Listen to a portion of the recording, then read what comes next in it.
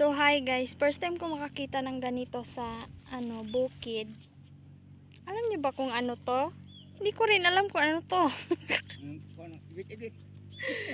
Tignan niyo guys, makain daw to. So hindi pa ako nakakatikim nito and first time ko pa nakakita nito. So ganyan siya. Ganyan. Tapos makakain daw to. So kainin natin. Teka lang.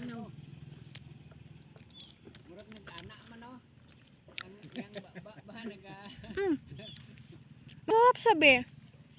Ganito siya oh. May hilaw. May orange na medyo yellow. Hindi ko alam kung ano to. Ganito siya bi. Ganyan siya bi. May hilaw. At saka may hinog. Ayan o. Hindi ko alam kung ano to eh. Ang ganda lang niya kasi para siyang binalot ng ano. Sabi nila masarap din daw to. Yung hilaw.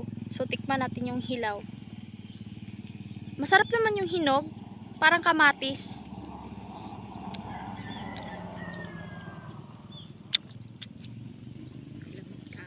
Pasang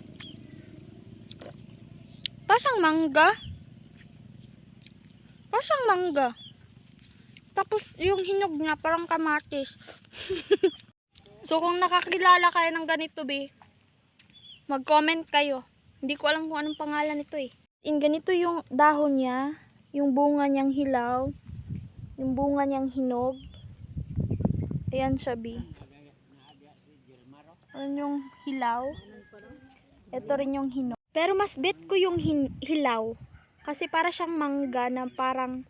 Kasi ang ganda niya, oh. Tignan nyo. Para siyang... magpitas nga tayo ng isa. Para siyang bulaklak na may ano. Tapos pag binuksan mo... Ayan yung bunga niya. First time ko makakita ng ganito, bi.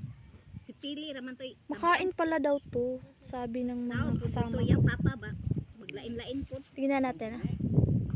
Oh, pili. Parang siyang kamatis. Comment down below kung alam nyo yung pangalan na yun.